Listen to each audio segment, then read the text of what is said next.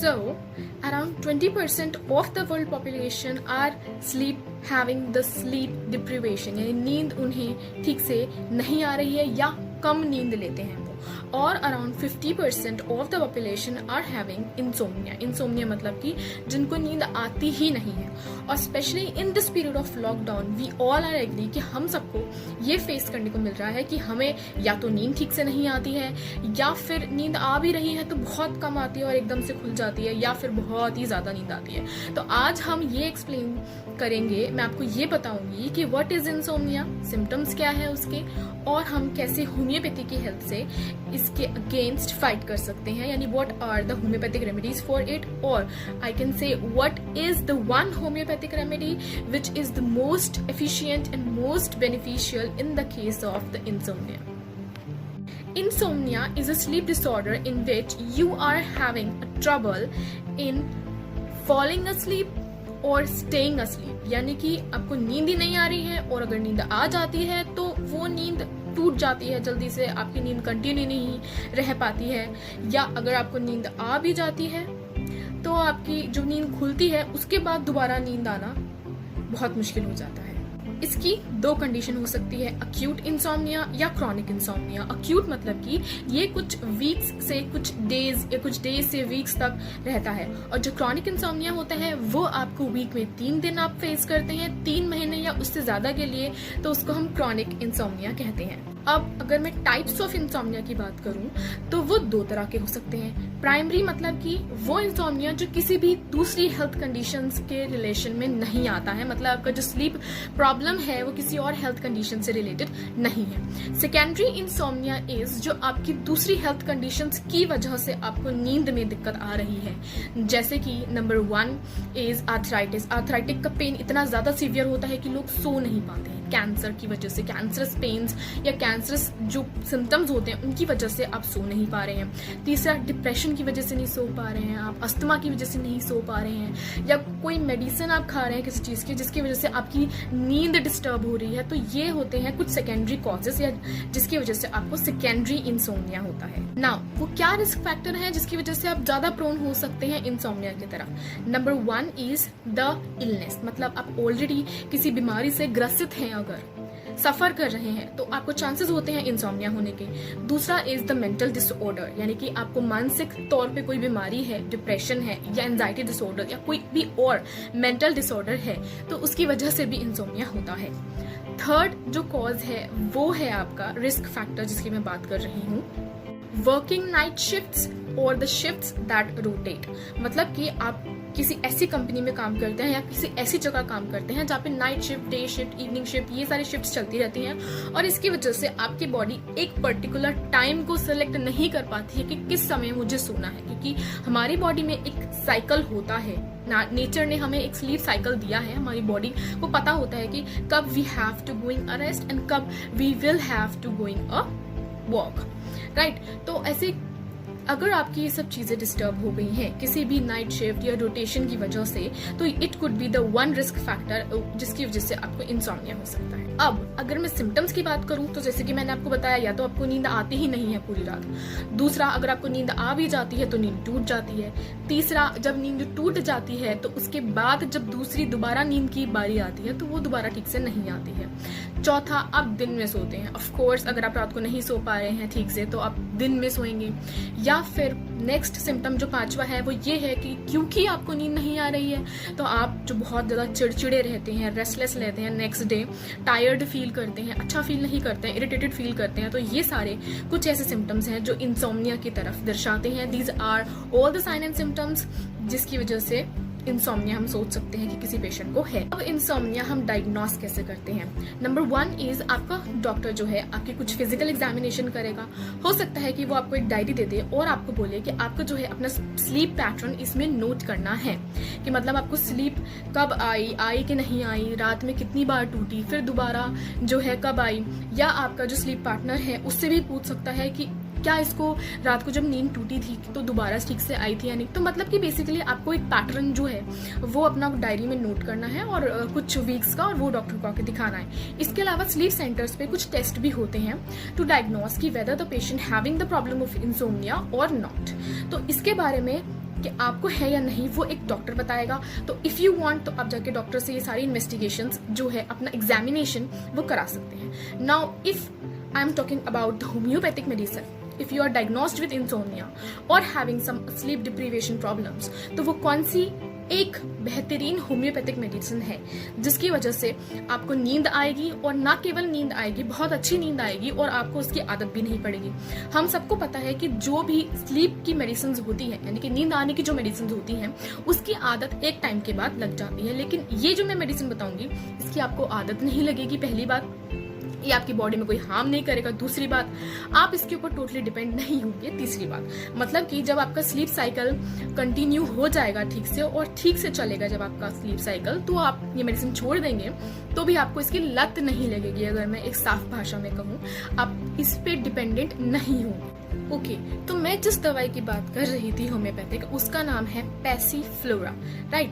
तो ये जो मेडिसिन है ये तब लेनी है जब आपकी रात को जो है बहुत रेस्टलेस है, वेकफुल है, मतलब जागे हुए हैं, नींद नहीं आ रही है बिल्कुल भी, और इस सब की वजह थकावट है, थकने से लोग सोते हैं, लेकिन रिजल्टिंग फ्रॉम एग्जॉशन, मतलब कि sleep deprivation, if it is resulting from exhaustion then it is the medicine for you. इसके साथ ही मतलब जो बहुत ज्यादा काम करने वाले लोग हैं ना, बहुत दिमाग चलाते हैं अपना, ओवरवर्क पीपल जो हैं और उनको नींद नहीं आती है, तो ये मेडिसिन उनके लिए बहुत अच्छी है। ये स्लीप डिसऑर्डर्स और स्लीप डिप्रिवेशन, इंसोम्निया की वंडरफुल रेमेडी है होम्योपैथी में। कि कैसे लेनी है ये सब मैं एंड में बताऊंगी। ये एक मेडिसिन थी जिसके बारे में मैं आपको बताना चाहती थी। इसके अलावा कई सारी और मेडिसिन हैं, जैसे कि next is coffea cruda. Coffee पीने से अक्सर क्या हमेशा ही लोग जागते हैं, राइट, आपको नींद नहीं आती है। लेकिन ये जो मेडिसिन होम्योपैथी में है कॉफिया क्रूडा, इससे आपको नींद आती है। Yes, this medicine makes you sleep. मतलब कि अगर आपकी जो रात को आप इस तरह से हो जाते हैं कि बिल्कुल भी छोटी छोटी चीजें भी, नॉइज भी आपको जो है प्रोमिनेंट तरीके से सुनाई देती है अगर, तो ये मेडिसिन उसके लिए बहुत अच्छी है। अगर आप सेंसिटिव हो गए हैं किसी भी स्टिमुलाई के लिए और आपके दिमाग में जो थॉट्स है ना वो चलते रहते हैं, रुकने का नाम भी नहीं लेते हैं, एक टॉपिक सोचा खत्म, दूसरा टॉपिक आ गया, लाइक इस तरह से आपका ओवर क्राउडिंग ऑफ थॉट्स अगर आपके दिमाग में रहती है, तो coffea cruda is the wonderful medicine of it. Third medicine की अगर मैं बात करूं तो वो है नक्स वोमिका। नक्स वोमिका कैसे, देखिए, नक्स वोमिका तब लेनी, उन लोगों को लेनी होती है जो बहुत ज्यादा वर्क करते हैं, काम करते हैं, बहुत ज्यादा एम्बिशियस होते हैं अपने काम को लेके, इतने ज्यादा एम्बिशियस होते हैं कि अपना दिन रात सब भूल जाते हैं काम के चक्कर में, और उनको पेट की भी जो है वो दिक्कत रहती है, डाइजेस्टिव प्रॉब्लम की दिक्कत रहती है, बहुत ज्यादा स्पाइसी फूड खाते हैं वो या खाना पसंद है, वाइन में बहुत ज्यादा, वाइन, वुमेन, इन सब में चीजें बहुत ज्यादा इंडल्जेंस है जिनका, ये कॉफी क्रूडा उनके लिए, और बहुत गुस्से वाले लोग होते हैं। तो अगर ये लोग नक्स वोमिका लेते हैं तो ये उनके लिए बेनिफिशियल है, इनके माइंड को शांत करती है रात को अगर आप लेंगे, और सोएंगे जब लेके तो शांत करेगी आपके माइंड को। नाउ नेक्स्ट मेडिसिन की अगर मैं बात करूं वो है सल्फर। सल्फर कैसे, देखिए, अगर आपको नींद नहीं आ रही है, उसकी वजह अगर एक खुजली है, लाइक इचिंग है, इचिंग की वजह से आपको नींद नहीं आ रही है, हीट ऑफ बेड, यानी जब भी आप बेड पे जाते हैं आपको इचिंग शुरू हो जाती है, और हीट से ना बेड की बहुत बेचैनी होती है, रेस्टलेस हो जाते हैं आप उस इचिंग की वजह से, नींद नहीं आ रही है, इतनी खुजली होती है कि आपको नींद नहीं आती है। अगर आपकी खुजली की वजह इचिंग है या टिकेरिया है या कोई ऐसी स्किन डिसऑर्डर है, तो sulphur is the right medicine for it. Next medicine जो है वो है स्टैफिस्केरिया, स्टैफ मेडिसिन। कैसे, देखिए, आप मान के चलिए, एग्जाम्पल देती हूँ मैं आपको, आपका जो है आपके बॉस ने आपकी बेइज्जती कर दी है ऑफिस में, या किसी ऐसे बड़े इंसान ने बेइज्जती कर दी है जिसका आप पलट के जवाब नहीं दे सकते।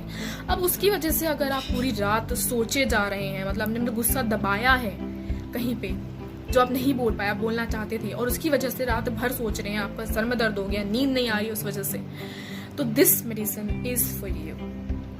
नेक्स्ट मेडिसिन जो स्लीपनेस, मतलब स्लीपलेसनेस, ऑफ कोर्स इंसोम्निया की जो है वो है इग्नीशिया। इग्नीशिया कैसे, देखिए, अगर आपकी जिंदगी में कोई ऐसी घटना घटी है जो आप भुला नहीं पा रहे हैं, किसी का एक्सीडेंट हो गया, कोई चाहने वाला था आपका जो नहीं रहा, या ऐसे भी कोई चीज है जिसकी वजह से आपने वो बात मन में ले ली है और आप हमेशा उस चीज के बारे में सोचते रहते हैं, डिप्रेस्ड हो गए हैं उस चीज से, और उसकी वजह से अगर आपको नींद नहीं आ रही है, तो Ignatia is the right medicine for you.